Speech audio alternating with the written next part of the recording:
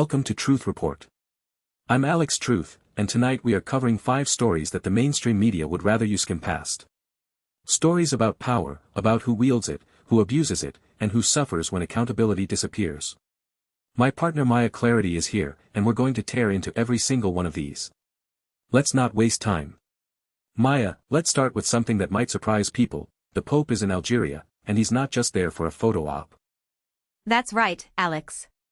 Pope Leo XIV traveled to Algeria and delivered a message that was unmistakably political, even if the Vatican would prefer to frame it as pastoral. He called on authorities, and I quote, not to dominate, but to serve the people. Now, Algeria has been under President Tebboun's government since the Hirak protest movement was crushed. Civil liberties organizations have documented hundreds of political prisoners. The Pope chose those words deliberately, and the context matters enormously. And let's talk about why Algeria specifically. This is a country where journalists are imprisoned for doing their jobs. Hissène El Khoury, one of the most prominent independent journalists in North Africa, was sentenced to 7 years in prison. Freedom of assembly has been effectively abolished since the government crushed the Hirak movement in 2021. So when the Pope says, serve the people, don't dominate them, he's speaking directly to a regime that has chosen domination as its operating model. The question is whether anyone in power is actually listening. What the mainstream coverage misses is the geopolitical timing. Algeria is one of the largest natural gas suppliers to Europe, especially after the continent scrambled to replace Russian energy. That gives Tebboune enormous leverage. European leaders have been largely silent on Algeria's human rights record because they need that gas flowing. So the Pope is stepping into a vacuum that elected leaders have abandoned. He's saying what Macron, Scholz, and Meloni won't say because their energy contracts depend on silence. Exactly. And this is a pattern we see over and over, economic dependency creating moral cowardice. The European Union will lecture small nations about democracy, but when a major gas supplier locks up journalists and bans protests, suddenly it's internal affairs. The Pope, whatever you think of the Vatican, doesn't have a gas contract to protect. That gives him a freedom that politicians have surrendered. But let's be honest, papal statements without follow-through are just words. The real test is whether this creates any diplomatic pressure whatsoever. And I'd add one more layer, Alex. Algeria's relationship with the broader Middle East and North Africa region is critical right now. They've positioned themselves as a voice for Palestinian statehood. They hold a non-permanent seat on the UN Security Council. So there's a complex dynamic where Algeria claims moral authority on the international stage while systematically denying that same moral framework to its own citizens.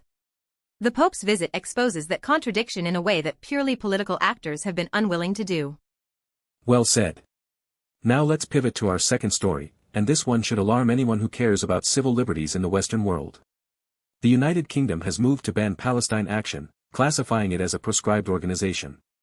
Maya, walk us through what proscription actually means, because most people don't understand how extreme this legal tool is. Proscription under the UK's Terrorism Act is one of the most severe legal instruments a government can deploy against its own citizens. Once an organization is proscribed, it becomes a criminal offence to be a member, to attend meetings, to wear clothing associated with the group, to carry its flag, or even to express support for it.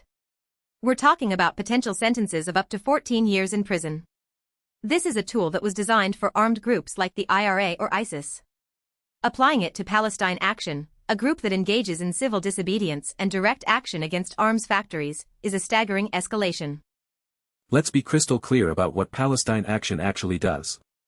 They target factories and offices of companies like Elbit Systems, which is Israel's largest private defense contractor. Their tactics include occupying rooftops, blocking entrances, splashing red paint, and smashing windows. These are property-focused direct actions in the tradition of suffragettes and civil rights sit-ins. Nobody has been killed. Nobody has been injured by Palestine Action. Yet the British government is placing them in the same legal category as organizations that carry out mass casualty attacks. That should terrify every single person in Britain, regardless of where they stand on Palestine. And Lord Strasburger, a crossbench peer in the House of Lords, has been one of the voices calling this out directly. He's argued that peaceful protesters are not terrorists, full stop. What's critical to understand is the precedent this sets. If property damage against an arms manufacturer qualifies as terrorism, then Greenpeace activists who've damaged whaling vessels are terrorists.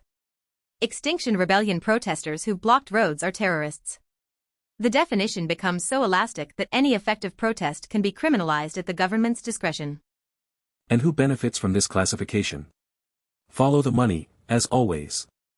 Elbit Systems has contracts worth hundreds of millions of pounds with the UK Ministry of Defence.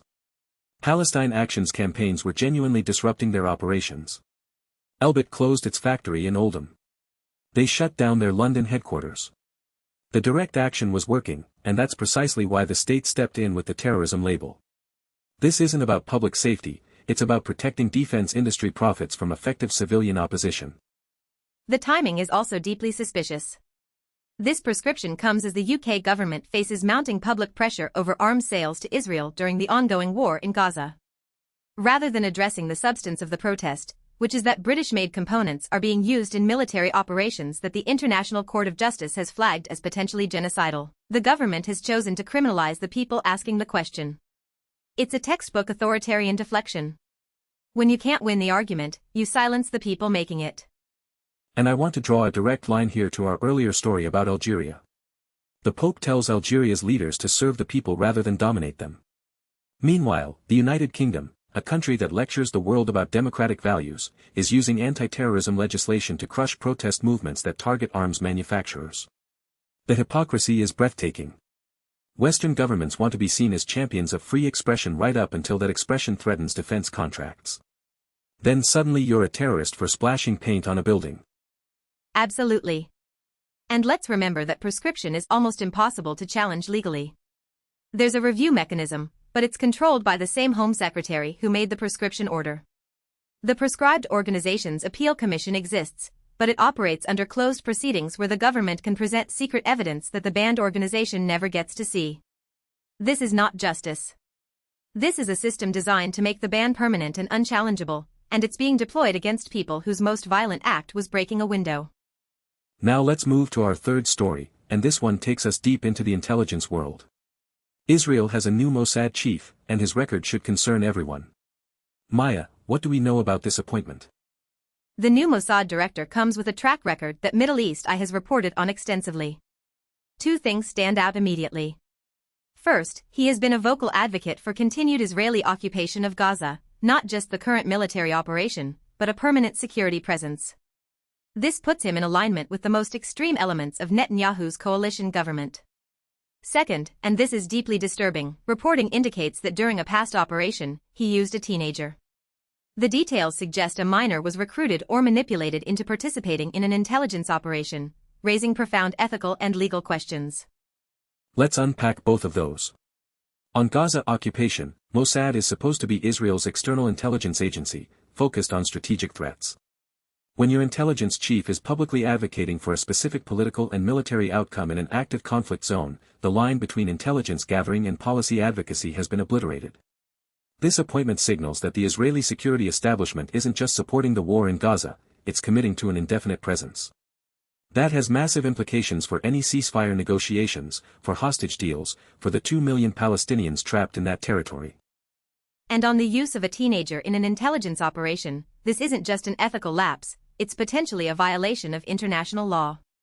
The optional protocol to the Convention on the Rights of the Child specifically addresses the involvement of children in armed conflict and intelligence activities. Using a minor in a covert operation exposes them to enormous physical and psychological danger. The fact that this is part of the new chief's known record, and that it apparently wasn't disqualifying, tells you everything about the institutional culture at the top of Israel's intelligence apparatus right now. What the mainstream media won't connect is how this appointment fits into a broader pattern of radicalization within Israel's security establishment. This isn't just about one person. Benjamin Netanyahu has systematically placed ideological hardliners in positions that were traditionally held by pragmatists. Finance Minister Smotrich, National Security Minister Ben-Gvir, and now a Mossad chief who backs permanent occupation, the entire security and policy architecture is being reshaped to make the occupation of Gaza irreversible. Every moderate voice has been sidelined or silenced. And the international implications are enormous. Mossad conducts operations across the Middle East, in Europe, in Africa, and beyond. This is the agency responsible for the pager attack in Lebanon, for targeted assassinations, for covert operations that affect civilians in multiple countries. Having a director who embraces occupation as policy and who has demonstrated a willingness to use minors in operations means that the agency's already controversial methods are likely to become even more aggressive. Intelligence partners in the Five Eyes and European agencies should be asking serious questions about collaboration. And connecting this back to the Palestine Action story, the UK is banning protesters who target Elbit Systems, which is the same Israeli defense company that supplies technology to the IDF, which operates under the political direction that this new Mossad chief supports. The supply chain of occupation runs directly through British factories, and the people who try to disrupt that supply chain are being called terrorists, while the intelligence chief who advocates for permanent occupation is being celebrated as a security appointment. The moral inversion is staggering. Now let's turn to Iran, Alex, because there's a humanitarian story developing that's getting almost no attention. The International Committee of the Red Cross has delivered its first batch of emergency relief to Iran, 171 metric tons of supplies. The question everyone should be asking is, why does Iran need emergency relief from the ICRC right now? This is critical context that gets buried under the geopolitical noise. Iran has been under some of the most comprehensive sanctions regimes in modern history. U.S. secondary sanctions don't just target the Iranian government, they target any entity that does business with Iran. That includes medical suppliers, food distributors, and humanitarian organizations. The result is that ordinary Iranians face shortages of medicine, medical equipment, and basic necessities. When the ICRC has to step in with emergency relief, that's a signal that the civilian population is under severe pressure. And let's be precise about what's happening. The ICRC dispatching emergency relief typically indicates that domestic systems have failed to meet basic humanitarian needs. Iran has been dealing with economic collapse accelerated by sanctions, infrastructure degradation, and the aftermath of recent seismic activity and flooding. The 171 metric tons the ICRC delivered is a drop in the ocean compared to what's needed, but its symbolic importance is massive. It's the international community acknowledging, through the most neutral humanitarian body on earth, that Iranian civilians are in crisis. What you will never hear on American cable news is an honest conversation about how U.S. sanctions policy creates humanitarian emergencies. The official line is that sanctions target the regime, not the people. That's a lie, and every sanctions expert knows it. When you cut a country off from the global financial system, the first people who suffer are the poorest, the sickest, the most vulnerable. The regime finds workarounds. The Revolutionary Guard has its own smuggling networks. It's the grandmother who can't get chemotherapy drugs and the child who can't get insulin who pay the actual price of maximum pressure. And the geopolitical context right now makes this even more urgent. Tensions between the US and Iran remain at a crisis point. There's been saber-rattling about Iran's nuclear program, about its support for proxy groups across the region. In that environment, humanitarian access becomes a bargaining chip rather than a moral obligation. The ICRC's ability to operate in Iran is fragile, and it depends on cooperation from both Tehran and Washington. If either side decides to restrict that access for political reasons, civilians suffer even more. This relief delivery should be the beginning of a sustained effort, not a one-time gesture. And I want people to hold two things in their minds simultaneously. The United States and its allies will express grave concern about humanitarian conditions in countries they consider adversaries, rightfully so in many cases, while their own sanctions policies are a primary driver of those conditions. It's not that Iran's government isn't responsible for its people's suffering. It is. But when you deliberately destroy a nation's ability to participate in the global economy and then express surprise that its people are starving, you are either lying or you are profoundly ignorant. Neither is acceptable from people who control these policies. Let's move to our final story, and this one has enormous implications for the Pacific security landscape. Japan is moving to replace some of its attack helicopters with multipurpose drones. Their defense budget has allocated 11.1 billion yen, about $70 million, for 5 wide-area unmanned aerial vehicles, plus 280 billion yen for research and development into unmanned asset defense capabilities. Alex, this is a fundamental shift in Japan's military posture. It is, and the context is everything. Japan's post-World War II constitution, specifically Article 9, renounces war as a sovereign right and prohibits the maintenance of war potential. For decades, Japan maintained what it euphemistically called self-defense forces. But under successive governments, particularly under the influence of the late Shinzo Abe's political legacy, Japan has been systematically reinterpreting and expanding what self-defense means. The shift to offensive-capable drones represents another major step in that transformation, and China is watching very closely. Chinese military analysts and state media have flagged this as potentially hostile, and honestly, their concern isn't unfounded. Drones are inherently dual-use.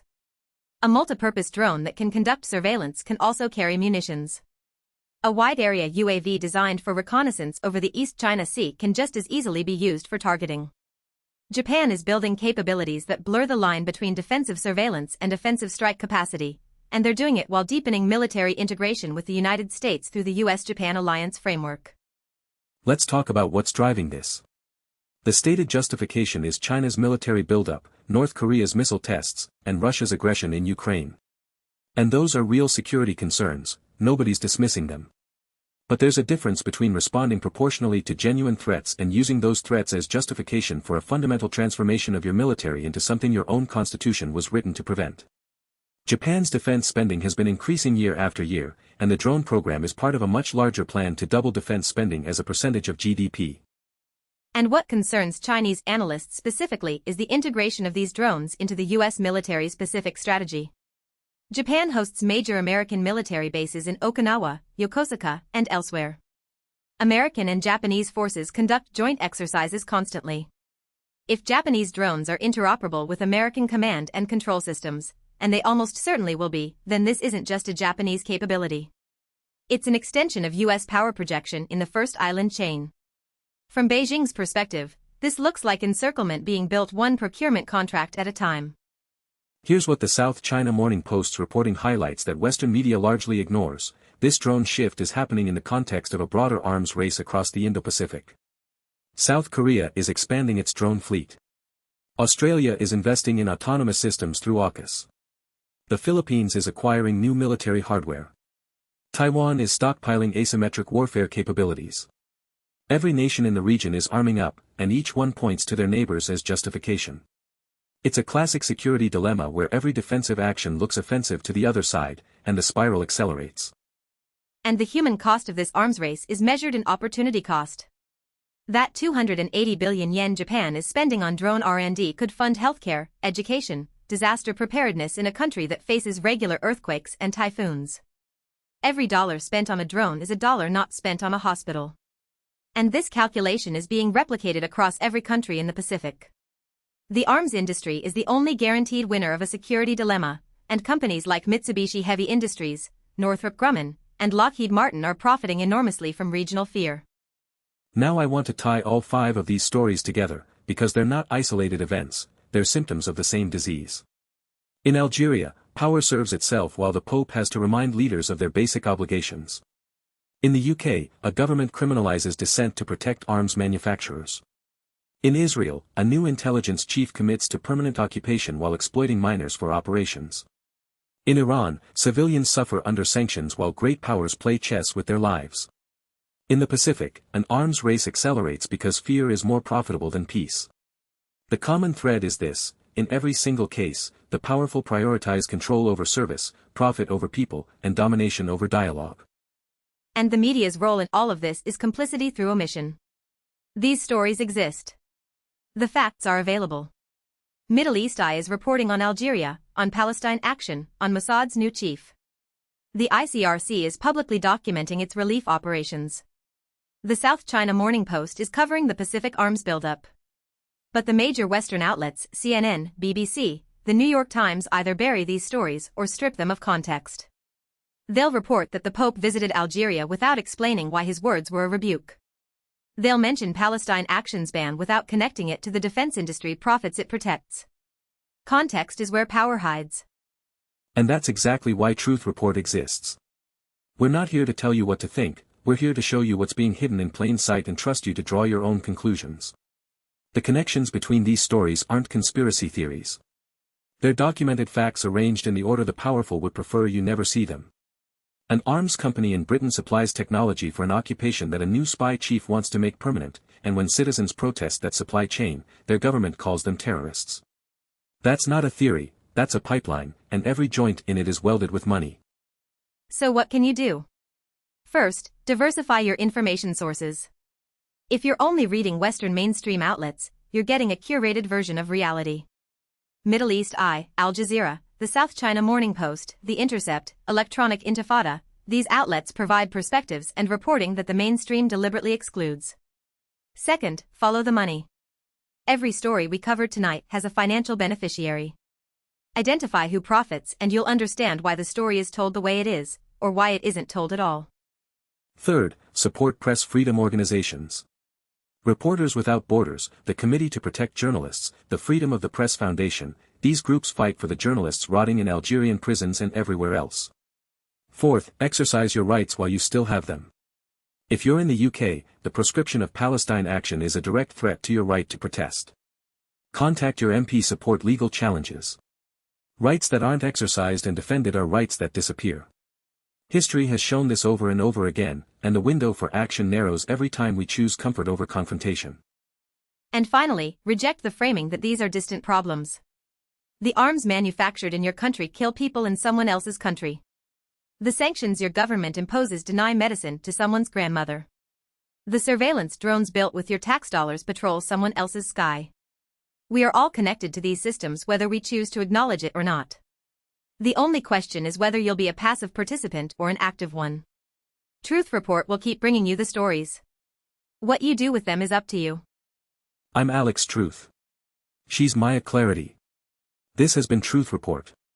Stay informed, stay critical, and never stop asking who benefits. We'll see you next time.